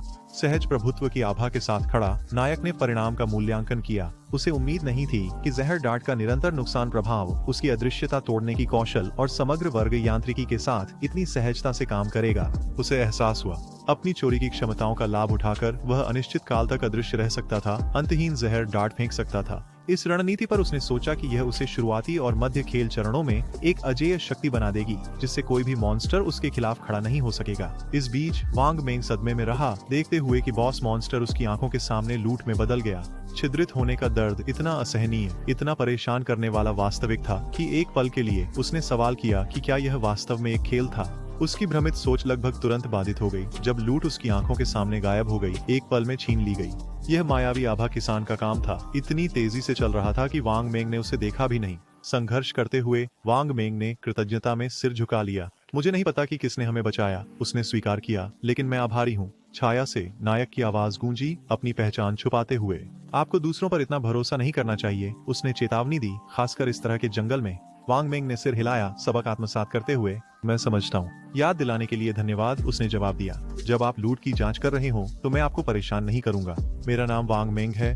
भविष्य में कभी मदद चाहिए हो तो पूछने में संकोच न करें। इस बीच उसके जीवित बचे साथियों ने एक दूसरे को राहत में गले लगाया, इस तथ्य से अभिभूत कि वे ऐसी भयानक परीक्षा से गुजर चुके थे। इस बीच हमारे नायक की ओर वापस, वह चुपचाप खड़ा था, अपने हाथ में लूट की गोला पकड़े हुए, अपने अगले कदम पर विचार करते हुए। उसने स्वीकार किया कि वांग मेंग न केवल एक विश्वसनीय और सक्षम सहयोगी था, बल्कि दशियाओं के आधिकारिक समर्थन के साथ भी था, जिससे वह बेहद अच्छी तरह से जुड़ा हुआ और धनी था। इस एहसास ने एक विचार को जन्म दिया। उसे एक स्थिर बिक्री चैनल की जरूरत थी, जहां वह अतिरिक्त गियर और वस्तुएं बेच सके जो उसे जरूरत नहीं थी। लूट पर लालच का हाथ सक्रिय करते हुए एक सिस्टम सूचना उसके सामने प्रकट हुई। इस सूचना में उसे 3 विकास अंक और अतिरिक्त 55 दिनों का हस्तांतरणीय जीवन प्राप्त करने पर बधाई दी गई। इन पुरस्कारों के साथ उसने एक कांस्य स्तर की वस्तु रनिंग लेडर लेगिंग्स भी प्राप्त की। सिस्टम ने इसके लाभों का विवरण दिया। गियर को लैस करने से उसकी शारीरिक रक्षा में 9 अंक की वृद्धि होगी, सभी तत्वीय प्रतिरोधों में 5 अंक की वृद्धि होगी और कूल डाउन गति में 15% की वृद्धि होगी। एकमात्र आवश्यकता स्तर 2 होना था, जिसे उसने पहले ही पार कर लिया था। अपनी वर्तमान स्टॉक का मूल्यांकन करते हुए उसने नोट किया कि उसकी फसल असाधारण रही थी और उसकी इन्वेंट्री में कई वर्गों से उपकरण भरे हुए थे। उसने निर्णय लिया कि एक बार जब उसका बैकपैक भर जाएगा तो वह वापस जाएगा। शेल टाउन में अतिरिक्त गियर को अधिक हस्तांतरणीय जीवन के लिए व्यापार करें। ठंडी और गणनात्मक दृष्टि से उसने स्वीकार किया कि उसकी वर्तमान वृद्धि दर उसके पिछले जीवन की प्रगति से कहीं अधिक थी। एक कुटिल मुस्कान उसके चेहरे पर आई जब उसने खुद से कहा कि वह जल्द ही उस गाने को प्राप्त करेगा। फिर दृश्य उन संघर्षरत खिलाड़ियों की ओर स्थानांतरित हो गया जो प्रदूषकों और धावक राक्षसों के खिलाफ लड़ रहे थे। उनकी स्थिति गंभीर थी, प्राणियों ने उन्हें अभिभूत कर दिया था। खिलाड़ियों में से एक ने, जब कोई आशा नहीं दिखी, तो अपने साथियों से आग्रह किया कि वे भाग जाएं, क्योंकि अधिक राक्षस आ रहे थे। हालांकि भागने का प्रयास करने से पहले ही वे भय से जड़ हो गए। एक विशाल राक्षस उनके सामने खड़ा था। उसका विकृत रूप एक दबावपूर्ण खतरे की आभा फैला रहा था। इससे पहले कि वे प्रतिक्रिया कर पाते, प्राणी ने एक क्रूर हमला किया। उसके शरीर के हिस्से तीरों की तरह बाहर निकले, खिलाड़ियों को अडिग गति से छेदते हुए उन्हें तुरंत मार डाला। कुछ ही क्षण बाद खिलाड़ी प्रारंभिक गांव शेल टाउन में फिर से प्रकट हुए, जबरन पुनर्जन्मित। निराशा उबल पड़ी क्योंकि उन्होंने अपने भाग्य को कोसा। खेल की अन्यायपूर्णता पर विलाप करते हुए उन्होंने पूछा कि राक्षस हमेशा झुंड में क्यों आते हैं और जैसे ही उनका स्वास्थ्य गिरता है भाग जाते हैं। एक अलार्मिंग स्तर की बुद्धिमत्ता दिखाते हैं। पुनर्जन्मित खिलाड़ियों में से एक ने सवाल उठाया कि वे खेल से कैसे बाहर निकल सकते हैं जब वे स्तर 3 तक भी नहीं पहुंच सकते। एक अन्य खिलाड़ी ने कठोर वास्तविकता को समझाया। खेल से बाहर निकलना केवल स्तर 3 तक पहुंचने के बाद ही संभव था। इसका मतलब था कि उन्हें तेजी से स्तर बढ़ाना था। एक ने सुझाव दिया कि अधिक प्रभावी प्रगति के लिए 6 से 10 खिलाड़ियों का बड़ा समूह बनाया जाए।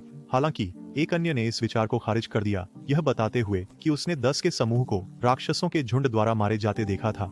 एक तीसरे खिलाड़ी ने हस्तक्षेप किया, चेतावनी दी कि एक अत्यधिक बड़ा दल बॉस राक्षसों का ध्यान आकर्षित करेगा। उसने एक डरावनी कहानी सुनाई। उसने अभी 40 खिलाड़ियों के समूह को अनजाने में अ डैम्ड नामक बॉस राक्षस को बुलाते देखा, जिसने एक ही विनाशकारी कौशल से 30 को मिटा दिया। कहीं और एक सुनहरे बालों वाली लड़की और उसकी टीम भी शेल टाउन में पुनर्जन्मित हो गई। उनके चेहरों पर निराशा और डर उभरा हुआ था। अगर वे स्तर 3 तक भी नहीं पहुंच सकते तो वे अनिश्चित काल के लिए खेल में फंसे रहेंगे। सुनहरे बालों वाली लड़की ने मुट्ठी भींच ली और दांत पीसते हुए अपनी निराशा व्यक्त की। उसने सिद्धांत दिया कि चूंकि वे सभी सोने के बाद खेल में प्रवेश कर चुके थे, केवल उनकी चेतनाएं ही यहाँ मौजूद थीं। अगर वे भाग नहीं सकते तो उनके वास्तविक दुनिया के शरीर अंततः भूख से मर जाएंगे। इस विचार मात्र से उसकी रीढ़ में सिहरन दौड़ गई। उसकी टीम के एक सदस्य, जो एक हत्यारा था, ने चिंतित होकर कहा कि वे पहले ही 3 बार मर चुके थे और उनके पास व्यापार योग्य जीवन के 10 साल से भी कम बचे थे। इससे पहले कि वह बात पूरी कर पाता, सुनहरे बालों वाली लड़की ने उसे दृढ़ स्वर में रोक दिया। फिर से मरना बिल्कुल भी संभव नहीं था। तभी shell town leader board system उनके ऊपर अस्तित्व में चमक उठा। वर्तमान खिलाड़ी रैंकिंग प्रदर्शित करते हुए उनकी आंखें अविश्वास में चौड़ी हो गईं। सूची के शीर्ष पर उनके रहस्यमय शैडो गाय, हमारे नायक, खड़े थे, जो पहले ही स्तर 3 तक पहुंच चुके थे। उनके बाद वांग मेंग और ब्याला थे, जो अभी भी स्तर 1 पर संघर्ष कर रहे थे। सुनहरे बालों वाली लड़की के दिमाग में तेजी से विचार आने लगे। वह इतनी तेजी से स्तर कैसे बढ़ा रहा? एक तरीका होना चाहिए। उसे पता था कि उनके पास नहीं था। उसकी आंखों में दृढ़ता की चमक थी जब उसने एक साहसिक निर्णय लिया। अगर इस रहस्यमय खिलाड़ी को पावर लेवल का तरीका पता था तो उन्हें उसे मनाने का तरीका खोजना होगा ताकि वह लेवल 3 तक पहुंचाने में मदद कर सके। अपनी छोटी मुट्ठियां भींचते हुए उसने अपनी टीम को आदेश दिया, खबर फैलाओ। अगर शैडो गाय उन्हें लेवल 3 तक पहुंचा सकता है और खेल से बाहर निकलने में मदद कर सकता है तो वह असली दुनिया में लौटने पर उसे 10 मिलियन नकद देगी। उसने अंदर ही अंदर मुस्कुराया। निश्चित था कि कोई भी इतना लाभदायक प्रस्ताव ठुकरा नहीं सकता। दृश्य नायक की ओर स्थानांतरित होता है, जो अपने पॉइजन डार्क स्कल स्किल से आसानी से कंटेमिनेटर राक्षसों को समाप्त कर रहा है। जैसे ही एक और गिरता है, एक सिस्टम नोटिफिकेशन दिखाई देता है जो लेवल 2 कंटेमिनेटर की हत्या की पुष्टि करता है और 20 अनुभव अंक और एक विकास बिंदु प्रदान करता है। पर्याप्त अंक जमा होने के बाद वह तुरंत हैंड ऑफ एवेरिस का विकास शुरू करता है। एक पुष्टि स्क्रीन प्रकट होती है जो 5 विकास बिंदु घटाती है और उसकी शेष राशि को 0 कर देती है। एक और स्क्रीन तेजी से अनुसरण करती है जो उन्नयन का विवरण देती है। हैंड ऑफ एवेरिस प्लेटिनम स्तर से जेड स्तर तक बढ़ गया है। सिस्टम इसके सुधारों पर विस्तार से बताता है। यह कौशल अब राक्षसों की लाशों पर इस्तेमाल किया जा सकता है। अतिरिक्त लूट प्राप्त करने की सफलता दर को 110% से 160% तक बढ़ा सकता है। इसके अलावा अब 20% संभावना है कि अतिरिक्त लूट की दुर्लभता एक स्तर बढ़ जाएगी। परिवर्तनों का अवलोकन करते हुए नायक उन्नयन की विशाल क्षमता का आकलन करता है। लूट की दुर्लभता बढ़ाने में सक्षम कौशल का असाधारण मूल्य होता है और यदि यह प्रवृत्ति जारी रहती है तो प्रभाव संभावित रूप से एक और उच्च सीमा तक पहुंच सकता है। जैसे ही वह अपने नए लाभ पर विचार करता है, उसकी ध्यान एक दूरस्थ भयावह उपस्थिति की ओर खींचा जाता है। एक विशाल विकृत आकृति दिखाई देती है, वही इकाई जिसने पूरे खिलाड़ियों के समूह को मिटा दिया था। पहचान तुरंत स्थापित हो जाती है क्योंकि सिस्टम इसे कांस्य स्तर का बॉस मॉन्स्टर द डैम्ड के रूप में पहचानता है। प्राणी झुका हुआ है, गिरे हुए खिलाड़ियों के नीले चमकते ऊर्जा अवशेषों के समूहों को लालच से अवशोषित कर रहा है। दृश्य का विश्लेषण करते हुए नायक जल्दी से निष्कर्ष निकालता है कि राक्षस विकास की प्रक्रिया में है, जीवन ऊर्जा को अवशोषित कर चांदी स्तर के बॉस में बदलने के लिए। चमकते अवशेषों की संख्या को देखते हुए उसने कम से कम 40 खिलाड़ियों को नष्ट कर दिया होगा। अपनी इन्वेंट्री पर एक त्वरित नजर डालने पर निराशाजनक रूप से उसका बैकपैक पहले से ही भरा हुआ है। भले ही वह राक्षस को हरा दे, लूट इकट्ठा करने के लिए कोई जगह नहीं होगी। यह स्थिति एक गणना की गई दृष्टिकोण की मांग करती है। विकल्पों का वजन करने के बाद वह नक्शे पर स्थान चिह्नित करता है। राक्षस का विकास समय लेगा, स्टार्ट टाउन लौटने और अनावश्यक वस्तुओं को उतारने का एक सही अवसर प्रदान करेगा। फिर से उसका सामना करने से पहले निर्णय लेते ही वह एलीट शैडो स्किल्स सक्रिय कर अंधेरे में गायब हो जाता है। दृश्य शेल टाउन की ओर स्थानांतरित होता है, जहां खिलाड़ियों का एक समूह एक साहसी घोषणा से स्तब्ध रह जाता है। एक सुनहरे बालों वाली लड़की शीर्ष खिलाड़ी को 10 मिलियन नकद देने की पेशकश करती है। लेवल अप करने का तरीका खोजने की उम्मीद में भीड़ में एक परेशान लड़की रोने लगती है, कहती है कि आम लोगों के पास इस खेल से बाहर निकलने की कोई उम्मीद नहीं है। उसकी चीखें अचानक बंद हो जाती हैं क्योंकि उसे खींचकर ले जाया जाता है, जो कठोर वास्तविकता को और स्पष्ट कर देता है। फुसफुसाहट और तनाव के बीच माहौल अचानक भीड़ पर एक जबरदस्त प्रभुत्व की आभा छा जाती है और सभी की निगाहें नए आगंतुक की ओर मुड़ जाती हैं। यह हमारा हीरो है, जिसकी उपस्थिति से कच्ची शक्ति का संचार होता है और सभी लोग निशब्द हो जाते हैं। बिना एक शब्द कहे वह अपनी सिस्टम विंडो खोलता है और आसानी से सेल फंक्शन पर नेविगेट करता है। एक पल में उसके ऊपर एक विशाल सिस्टम नोटिफिकेशन प्रकट होता है, ये घोषणा करते हुए कि उसने एक उपकरण और कौशल बिक्री की दुकान स्थापित की है। संदेश बताता है कि दुकान केवल 10 मिनट के लिए सक्रिय रहेगी। खिलाड़ियों को जल्दी कार्य करने के लिए प्रेरित करती है। शांत और संयमित मुद्रा में बैठे हमारा हीरो चमकते गोले का एक संग्रह प्रदर्शित करता है, जो अनगिनत लड़ाइयों की लूट है। एकत्रित खिलाड़ियों में घबराहट की लहर दौड़ जाती है, उनकी आवाजें भ्रम और आश्चर्य में उठती हैं। कुछ सोचते हैं कि वह कब आया, जबकि अन्य उसे 2 सेट कांस्य गियर को आराम से ले जाते हुए देखकर चौंक जाते हैं। फिर भी और अधिक बिक्री के लिए पेश करते हैं। फिर जब वे यूजर नेम चेक करते हैं तो एहसास होता है यह शैडो है, जो कि एक दिग्गज नंबर 1 खिलाड़ी है। फिर भी उसकी प्रमुखता के बावजूद कोई भी उसका चेहरा नहीं देख सकता, जो खेल के हाइड फेस फंक्शन द्वारा समझाया गया है। एक खिलाड़ी नोट करता है कि चूंकि इन गेम उपस्थिति वास्तविक जीवन के रूप को प्रतिबिंबित करती है, हमारा हीरो जानबूझकर अपनी पहचान छिपा रहा होगा। फुसफुसाहट को तोड़ते हुए एक महिला आगे बढ़ती है। उसकी पोशाक और कदकाठी को देखकर वह निस्संदेह एक जादूगरनी है। बिना किसी हिचकिचाहट के वह आइस्कोन मंत्र की कीमत पूछती है। हमारा हीरो सीधे जवाब देता है, इसकी कीमत 100 दिनों की व्यापार योग्य जीवन है। आंतरिक रूप से वह उसे ग्रे रोज के रूप में पहचानता है, जो शेल टाउन की लीडर बोर्ड में 11वें स्थान पर है। वह यह भी नोट करता है कि उसने भी हाइड फेस फंक्शन सक्रिय किया है। ग्रे रोज मोल भाव करने का प्रयास करने से पहले हिचकिचाती है। वह तर्क देती है कि कीमत बहुत अधिक है और पूछती है कि क्या वह इसे कम कर सकता है। हालांकि हमारा हीरो दृढ़ रहता है। वह समझाता है कि आइस्कॉन जादूगरों के लिए एक मौलिक कौशल है, जो प्रारंभिक खेल में राक्षसों को खत्म करने की दक्षता को काफी बढ़ाता है। इसकी कीमत को देखते हुए 100 दिनों की व्यापार योग्य जीवन पहले से ही एक सौदा है। फिर वह पूछती है कि क्या वह वास्तविक दुनिया के पैसे को स्वीकार करेगा, लेकिन हमारा हीरो मना कर देता है और सुझाव देता है कि अगर उसके पास नकद है तो दूसरों से व्यापार योग्य जीवन खरीद ले और जब पर्याप्त हो तब वापस आए। एक पल के विचार के बाद ग्रे रोज अपनी टीम के साथियों से इनपुट के लिए मुड़ती है। वे 2 अन्य खिलाड़ियों से मिलकर बने हैं, जो तुरंत उसके निर्णय का समर्थन करते हैं। वे स्वीकार करते हैं कि स्तर 2 तक उनकी तेजी से प्रगति उसके नेतृत्व के कारण थी और उनके संसाधनों को मिलाने में कोई आपत्ति नहीं है। एक टीम के साथी ने बताया कि आइस्कॉन प्राप्त करने से उनकी टीम को स्तर 3 तक तेजी से पहुंचने की अनुमति मिलेगी, जिससे वे जल्द ही वास्तविकता में लौट सकेंगे। उनमें से कुछ के पास वास्तविक दुनिया में निपटने के लिए महत्वपूर्ण मामले हैं, जिससे यह निवेश सार्थक हो जाता है। बिना किसी हिचकिचाहट के ग्रे रोज अपने साथियों को सभी व्यापार योग्य जीवन उसे स्थानांतरित करने का निर्देश देती है, वादा करते हुए कि खेल से बाहर निकलने के बाद वह उन्हें वास्तविक पैसे से मुआवजा देगी। हमारे हीरो की ओर मुड़ते हुए महिला ने 100 दिनों की व्यापार योग्य जीवन स्थानांतरित की, यह पुष्टि करते हुए कि वह आइस्कोन मंत्र खरीदने के लिए तैयार थी। हमारा हीरो जल्दी से स्थिति का आकलन करता है, तर्क देते हुए कि एक स्तर 2 टीम के यहाँ तक पहुँचने के लिए उन्हें कम से कम 30-40 ट्रैकर राक्षसों को मारना चाहिए, जिसका मतलब है कि उनका कुल व्यापार योग्य जीवन 100 दिनों से अधिक है। सिस्टम ने तुरंत यह सत्यापित किया। लेन देन की घोषणा करते हुए कि हमारे नायक ने बर्फ के शंकु के जादू को सफलतापूर्वक बेच दिया और 100 दिनों का व्यापार योग्य जीवन प्राप्त किया, जिससे उसकी कुल संख्या 268 दिनों से बढ़कर 368 दिन हो गई। जैसे ही महिला जाने के लिए मुड़ी, एक परिचित उपस्थिति ने बाधित किया। पहले की सुनहरे बालों वाली लड़की उसके पास दौड़ी। उसका चेहरा आत्मसंतोष से भरा हुआ था। श्रेष्ठता की हवा के साथ उसने घोषणा की कि उसने आखिरकार उसे ढूंढ लिया। मुस्कुराते हुए उसने घमंड से उसे एक अवसर की पेशकश की। अगर वह उसे स्तर 3 तक बढ़ा देता तो वह उसे 10 मिलियन नकद में इनाम देती। जैसे ही वे वास्तविकता में लौटे, पास के खिलाड़ी सदमे में हांफने लगे, आपस में फुसफुसाते हुए कि अफवाहें सच थीं। इतनी आसानी से 10 मिलियन कमाने का विचार अवास्तविक लग रहा था। उसने अपने पृष्ठभूमि के बारे में डींग मारना जारी रखा। उसने दावा किया कि उसके पिता जांग इंडस्ट्रीज के अध्यक्ष थे, इसलिए उसकी भुगतान क्षमता पर संदेह की कोई आवश्यकता नहीं थी। हालांकि हमारे नायक पर कोई असर नहीं पड़ा। उसने स्थिति को सावधानी पूर्वक समझा। उसकी सच्ची पहचान को पहचानते हुए झांग ली।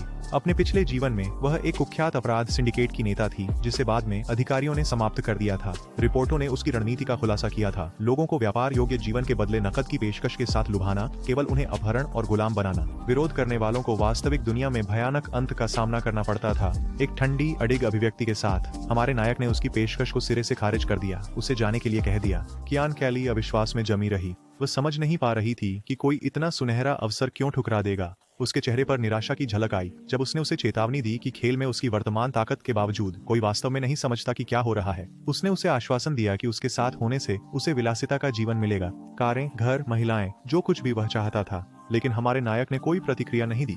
अगर वह यहाँ कुछ खरीदने के लिए नहीं आई थी तो उसे जाना चाहिए। आंतरिक रूप से वह स्थिति की वास्तविकता जानता था। नकद बेकार होने वाला था। जल्द ही व्यापार योग्य जीवन ही एकमात्र मुद्रा होगी जो मायने रखेगी। कियान कैली का चेहरा गुस्से से मरोड़ गया। उसने उसे कृतज्ञ मूर्ख कहते हुए हमला किया, जोर देते हुए कि वह उसके लिए एहसान कर रही थी। उसने धमकी दी कि अगर यह वास्तविक दुनिया होती तो उसने उसे उसकी जगह दिखा दी होती। हालांकि हमारे नायक के पास खाली धमकियों के लिए कोई धैर्य नहीं था। उसकी नजरें गहरी हो गईं जब उसने बोला। एक ठंडी धारदार आवाज में उसने चेतावनी दी कि अगर उसने एक और शब्द कहा तो वह सुनिश्चित करेगा कि वह अपने जीवन का हर आखिरी दिन खो दे। अपनी बात को साबित करने के लिए उसने एकदम घुटने वाली डरावनी आभा छोड़ी, जिससे पास के लोगों की रीढ़ में सिहरन दौड़ गई। कियान कैली और उसकी टीम के साथी तुरंत डर से पीछे हट गए। उनका साहस टूट गया और वे भागने लगे। बाकी खिलाड़ी भ्रमित खड़े रहे, सोचते हुए कि उन्हें इतना डराने वाला क्या था। व्यवधान से निपटने के बाद हमारे नायक ने अपनी बिक्री फिर से शुरू की। सिस्टम ने एक और सफल लेन देन की पुष्टि की। एक धुंधली रोशनी वाली ट्यूनिक बेची गई, जिससे उसे 19 दिनों का व्यापार योग्य जीवन मिल गया। उसकी कुल संख्या अब 546 दिन हो गई थी। जिन खिलाड़ियों ने उससे खरीदा था वे अपनी नई शक्ति पर चकित थे, लेकिन नायक ने पहले ही ध्यान कहीं और स्थानांतरित कर लिया था। सब कुछ बेचने के बाद अब उस शापित बॉस मॉन्स्टर से निपटने का समय था। अपनी छिपने की क्षमता हिडन शैडो को सक्रिय करते हुए वह दृष्टि से गायब हो गया। क्या उसने अपने आसपास के खिलाड़ियों की अज्ञानता पर विचार किया? इस क्षण में उनमें से किसी को भी एहसास नहीं हुआ कि व्यापार योग्य जीवन का एक और छिपा हुआ कार्य जल्द ही वास्तविकता को हिला देगा। किसी को भी नहीं पता था कि यह खेल, जिसे देवताओं ने भुला दिया था, दुनिया के क्रम को उलटने वाला था। आसपास के खिलाड़ी अविश्वास में घूरते रहे, सोचते हुए कि क्या उनकी आंखें धोखा दे रही थीं। हमारे नायक ने चुपचाप कड़वी सच्चाई घोषित की। वे विरासतें जिन पर वे कभी गर्व करते थे जल्द ही अर्थहीन हो जाएंगी। आने वाले युग में केवल एक चीज मायने रखेगी, संपूर्ण शक्ति। और जो इसे समझने में असफल होंगे वे नए विश्व व्यवस्था की धूल में पीछे छूट जाएंगे। दृश्य सुनहरे बालों वाली लड़की और उसकी टीम की ओर स्थानांतरित होता है, जो भारी सांस ले रही हैं। सुनहरे बालों वाली लड़की कहती है कि शैडो ने न केवल उसे अस्वीकार किया बल्कि धमकी भी दी। वह वादा करती है कि वास्तविक दुनिया में पहुंचकर वह उसे ढूंढकर मार डालेगी। वह सोच ही रही होती है कि एक आदमी आता है और खुद को माओ ली जून, या संक्षेप में लाओ माओ, बताता है। लाओ माओ बताते हैं कि फिलहाल वह स्तर 2 पर है और दावा करता है कि उसे इस खेल में स्तर बढ़ाने की कुछ तरकीबें पता हैं। वह पूछता है कि क्या वह शैडो द्वारा अस्वीकार किए गए उस प्रस्ताव को स्वीकार कर सकता है। सुनहरे बालों वाली लड़की और उसकी टीम को स्तर 3 तक बढ़ाने के लिए 10 मिलियन का प्रस्ताव। सुनहरे बालों वाली लड़की संदेह से पूछती है, लाओ माओ की तरकीबों का क्या मतलब है? लाओ माओ कहते हैं कि वह आमतौर पर अपनी तरकीबें नहीं बताते, लेकिन सुनहरे बालों वाली लड़की के लिए वह अपवाद बनाएगा। लाओ माओ बताते हैं कि इस स्थिति में यदि आप स्तर बढ़ाना चाहते हैं तो आपको अपने अंक तेजी से फुर्ती में आवंटित करने होंगे, सभी 5 गुणांक अंक फुर्ती में। इस तरह आपकी अधिकतम दौड़ने की गति राक्षस की तुलना में थोड़ी तेज होगी और आप वास्तव में बिना नुकसान उठाए जीत सकते हैं। सुनहरे बालों वाली लड़की की आंखें चौड़ी हो जाती हैं जब वह सोचती है कि उसने सभी गुणांक अंक शक्ति में डालने की मूर्खता की थी। वह लाओ माओ से कहती है कि उसने उसका प्रस्ताव स्वीकार कर लिया है, लेकिन चूंकि लाओ माओ शैडो जितना मजबूत नहीं है, वह कहती है कि वह उसे केवल 5 मिलियन नकद में भुगतान करेगी। वह लाओ माओ से पूछती है कि क्या वह शर्तों को स्वीकार करता है, जिस पर लाओ माओ सहमत होते हैं, कहते हुए कि भले ही शैडो मजबूत है, उसने इतनी बड़ी धनराशि को अस्वीकार करने के लिए कुछ मानसिक स्वास्थ्य समस्याएं हो सकती हैं। दृश्य फिर हमारे नायक की ओर मुड़ता है। जो अभी उस स्थान पर पहुंचा है जिसे उसने मानचित्र पर चिन्हित किया था।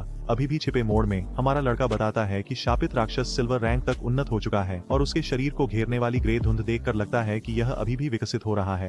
अपने जड़ डार्ट क्षमता को सक्रिय करते हुए हमारा नायक बताता है कि सिल्वर रैंक से गोल्ड रैंक तक की छलांग में कम से कम 7 या 8 घंटे लगेंगे, लेकिन चूंकि उसे इंतजार करने का मन नहीं है, वह शापित राक्षस पर जड़ डार्ट छोड़ता है और पहला हमला 659 अंक का भारी नुकसान करता है। ये उसके छिपे हुए हमले के कारण है। जड़ डार्ट फिर हर सेकंड शापित राक्षस को नुकसान पहुंचाना शुरू कर देता है, प्रति सेकंड 219 अंक की दर से। हमारा नायक तुरंत राक्षस पर कूदता है, अपनी लेटेंट इमेज स्किल को सक्रिय करते हुए तर्क करता है कि सिल्वर बॉस राक्षस का स्वास्थ्य कांस्य स्तर के राक्षस की तुलना में 2 या 3 गुना है। लेकिन अचानक राक्षस अपने हाथों में एक विशाल जादुई ऊर्जा चार्ज करना शुरू कर देता है, जो बड़ा होता जाता है। हमारा नायक जोड़ता है कि इस राक्षस को हराने के लिए उसे बस इसे अपने जड़ डार्ट कौशल से 2 या 3 बार मारना होगा। लेकिन एक पल में राक्षस आ गया। राक्षस ने अपना हमला शुरू किया, आसपास के क्षेत्रों को नष्ट कर दिया। हमारा नायक बताता है कि दी डैम्ड एक जादुई प्रकार का बॉस है। इसकी अधिकांश क्षमताएं क्षेत्रीय हमले की हैं, जो एक बार में बहुत नुकसान पहुंचाती हैं। वह बताता है कि जहरीला डार्ट छोड़ने के बाद उसने तुरंत पीछे हटकर मुश्किल से इसके हमले की सीमा से बाहर निकलने में कामयाबी पाई। अभी भी अदृश्य स्थिति में नायक बताता है कि अपनी वर्तमान स्वास्थ्य और रक्षा के साथ अगर वह राक्षस के हमले का सामना करता तो मर जाता। जैसे जैसे लड़ाई जारी रही, राक्षस ने एक और विनाशकारी हमले के लिए चार्ज करना शुरू कर दिया। उसका विशालकाय शरीर नायक की ओर बढ़ने लगा, लेकिन वह शांत रहा, युद्ध क्षेत्र में कुशलता से आगे बढ़ते हुए अपनी कूल डाउन टाइमर पर नजर रखता रहा। उसकी छिपी शैडो क्षमता अभी भी अनुपलब्ध थी और वह जानता था कि उसे बॉस की कमजोरी का इंतजार करना होगा। योजना थी सही मौके का इंतजार करना, सटीकता से हमला करना और राक्षस के पलटवार करने से पहले गायब हो जाना। कुछ ही क्षण बाद प्राणी लड़खड़ाया, क्षणिक रूप से विचलित हो गया। यही था, बिना किसी हिचकिचाहट के वह आगे बढ़ा, अपनी जहरीला डार्ट क्षमता को सक्रिय किया। हमला साफ तौर पर लगा, जिससे 659 अंक का ठोस नुकसान हुआ। लगभग तुरंत ही जहर का प्रभाव शुरू हो गया। राक्षस के स्वास्थ्य को प्रति सेकंड 219 नुकसान की स्थिर दर से कम करने लगा। यह महसूस करते हुए कि वह गंभीर खतरे में है, बॉस राक्षस ने भागने की कोशिश की, लेकिन नायक उसे भागने नहीं देने वाला था। उसने उसे पीछे से पीछा किया। उसकी नजर ठंडी और गणनात्मक थी। राक्षस अपने अंतिम चरण में था और उसका पीछे हटने का निराशाजनक प्रयास व्यर्थ साबित हो रहा था। इस कमजोर संघर्ष से आत्मसमर्पण करना अधिक आसान होता। एक झटके में नायक गायब हो गया और प्राणी के सिर पर फिर से प्रकट हुआ। उसे जमीन पर जोर से पटक दिया। सिस्टम ने तुरंत उसकी जीत की पुष्टि की। उसने द डैम्ड को मार डाला था, एक शक्तिशाली सिल्वर रैंक वाला बॉस। सूचनाओं की बाढ़ ने उसकी दृष्टि को भर दिया। 1800 अनुभव अंक प्राप्त हुए, जिससे वह तुरंत 3 से 5 स्तर तक बढ़ गया। इसके अतिरिक्त उसे 4 विकास अंक और 124 दिनों की ट्रेडेबल लाइफ का भारी इनाम मिला। नायक हंसे बिना नहीं रह सका। एक ही बॉस को मारने से उसकी प्रगति 2 स्तरों तक बढ़ गई और उसे अप्रत्याशित रूप से विकास अंक का इनाम मिला। जैसे ही पराजित राक्षस का शरीर लूट में बदल गया, उसने अपनी क्षमता हैंड ऑफ एवरेस्ट के उन्नत संस्करण को सक्रिय किया। हवा चमक उठी जब एक सिस्टम स्क्रीन प्रकट हुई, जिसने सफल लूट प्रक्रिया की पुष्टि की। इनाम उम्मीद से भी अधिक थे, 4 और विकास अंक और अतिरिक्त 124 दिनों की ट्रेडेबल लाइफ, जिससे उसकी प्रारंभिक प्राप्ति प्रभावी रूप से दोगुनी हो गई। इनाम की उदारता ने उसे मुस्कुराहट के साथ प्रतिक्रिया देने पर मजबूर कर दिया। शुरुआत में ही 2 अतिरिक्त बोनस बिल्कुल भी बुरा नहीं है। एक त्वरित गणना के साथ उसने महसूस किया कि सिल्वर रैंक वाले बॉस ने उसे कुल 12 विकास अंक और 372 दिनों की ट्रेडेबल लाइफ दी थी। लेकिन जैसे ही उसने लाभ संसाधित किए, एक और सिस्टम प्रॉम्प्ट दिखाई दिया। एक अप्रत्याशित बोनस हैंड ऑफ एवरेस्ट का द्वितीयक प्रभाव सक्रिय हो गया, जिससे उसकी लूटी वस्तुओं में से एक को सिल्वर से गोल्ड दुर्लभता में अपग्रेड कर दिया। उसने उत्सुकता से नोटिफिकेशन को देखा। क्या यह सोने का अश्रु है? कोई आश्चर्य नहीं कि हैंड ऑन ऑफ एवरेस्ट को वर्गीकृत किया गया। जेड स्तर की कौशल के रूप में इसमें लूट को उसकी श्रेणी से परे बढ़ाने की क्षमता थी। उसका ध्यान बिखरी हुई लूट की ओर मुड़ गया। 7 शायद 8 गियर के टुकड़े गिरे थे, लेकिन उसके बैकपैक में केवल 10 उपलब्ध स्लॉट थे। उसने आह भरी। अगर उसे हर बार बॉस को हराने के बाद वापस दौड़ना पड़े तो यह समय की भारी बर्बादी होगी। आदर्श रूप से उस शापित प्राणी ने एक स्टोरेज रिंग या कुछ सामान गिराया होता। इससे चीजें बहुत आसान हो जाती। जैसे ही नायक लूट में से एक विशेष वस्तु का निरीक्षण करने वाला था, दृश्य अचानक स्टार्टर टाउन में वापस चला गया। वहाँ वांग मेंग की टीम की जादूगरनी प्रकाश की एक चमक में प्रकट हुई। उसका चेहरा राहत से चमक उठा। वह आखिरकार वापस आ गई और यह वांग मेंग की बदौलत था। जैसे ही बाकी टीम ने उसका अनुसरण किया, उन्होंने स्वीकार किया कि वांग मेंग के नेतृत्व के बिना वे स्तर 3 तक नहीं पहुंच पाते और सुरक्षित वापस नहीं आ पाते। लेकिन वांग मेंग ने प्रशंसा खारिज करते हुए जोर दिया कि उनकी प्रगति सामूहिक प्रयास का परिणाम थी। हालांकि जादूगर पुराने पछतावे को नहीं मिटा सका। उसने आह भरी इस अफसोस के साथ कि वह उस बड़े आदमी को काल कोठरी में दोस्त नहीं बना सकी। शायद उसने सोचा ऐसा इसलिए था क्योंकि वह कीचड़ में ढकी थी। उसकी साथी ने उसे चिढ़ाने वाली मुस्कान के साथ आश्वस्त किया कि उसकी नई ताजा पोशाक में वह बहुत अच्छी लग रही थी। निश्चित रूप से रहस्यमय खिलाड़ी उसे फिर अस्वीकार नहीं करेगा। जैसे ही वे बातें कर रहे थे, अचानक एक सिस्टम घोषणा शहर में गूंज उठी। लीडर बोर्ड अपडेट हो गया था। शैडो स्तर 5 तक पहुंच गया था। इस खबर ने शहर के प्रमुख लोगों में हलचल मचा दी। किसी ने अविश्वास में चिल्लाया, यह सवाल करते हुए कि शैडो ने इतनी जल्दी स्तर 3 से 5 तक कैसे छलांग लगाई। एकमात्र तार्किक व्याख्या, उसने एक शक्तिशाली बॉस राक्षस को हराया होगा। एक अन्य खिलाड़ी ने कहा, यह दावा करते हुए कि मुश्किल से 10 मिनट पहले उसने शैडो को शहर के चौक पर गियर बेचते हुए देखा था। और अब यह। इस बीच निराशा के एक क्षण में एक आदमी ने मजाक में, या शायद मजाक में नहीं, घोषणा की कि उसकी छोटी बहन अभी अभी 18 साल की हुई है। अगर शैडो को वह पसंद आ जाए तो यह उनके परिवार के लिए एक बड़ी जीत होगी। आखिरकार शैडो की मदद से स्तर बढ़ाना एक गेम चेंजर होगा। उसके दोस्तों ने तुरंत उसे चुप करा दिया, याद दिलाते हुए कि शैडो 10 मिलियन नकद पर भी ध्यान नहीं देता था। बिल्कुल कोई रास्ता नहीं था कि वह एक मैच मेकिंग प्रस्ताव में रुचि रखेगा। वांग मेंग के शिविर में वापस उसकी टीम घबराने लगी थी। उन्होंने स्तर 3 तक पहुंचने का जश्न मनाया, केवल यह महसूस करने के लिए कि शैडो पहले ही आगे निकल चुका था। लेकिन वांग मेंग शांत रहा। उसने उनसे अभी के लिए चिंताओं को अलग रखने का आग्रह किया, उन्हें लॉग आउट कर वास्तविकता में लौटकर अपने परिवार और दोस्तों को इस भयानक खेल की चेतावनी देनी थी। जैसे ही उनके शरीर फीके पड़े, सिस्टम ने उनके लॉग आउट की पुष्टि की। वांग मेंग के अंतिम शब्द गंभीर थे। अगर दुनिया अराजकता की ओर बढ़ रही थी तो वे अपने प्रियजनों को आने वाले समय के लिए तैयार कर सकते थे। दृश्य फिर से बदल गया, इस बार वास्तविक दुनिया में। वांग मेंग की आंखें खुल गईं और लगभग तुरंत एक आवाज ने कप्तान को सतर्क करने के लिए पुकारा। वह सिर्फ एक साधारण खिलाड़ी नहीं था। वांग मेंग एक पुलिस अधिकारी था। उसके साथी अधिकारी उसकी ओर दौड़े। उनमें से एक, जो स्पष्ट रूप से हिला हुआ था, ने स्वीकार किया कि वे बहुत चिंतित थे। वह बेहोश था और उसका शरीर पारदर्शी होने लगा था। बेहोश। अब यह भयानक सच्चाई स्पष्ट हो गई थी। अगर कोई खिलाड़ी खेल में मर जाता है या अपनी जिंदगी खो देता है तो उन्हें सिर्फ लॉग आउट नहीं किया जाता था, वे असल दुनिया से मिटा दिए जाते थे। लेकिन उस डरावनी सच्चाई को समझने का समय नहीं था। वांग मेंग ने खुद को उठाया और सभी को इकट्ठा होने के लिए कहा। कुछ गंभीर हो गया था। जैसे ही कैमरा बाहर की ओर घूमा, यह स्पष्ट हो गया कि वह एक अस्पताल में था और दांव किसी ने सोचा था उससे कहीं ज्यादा ऊंचे थे।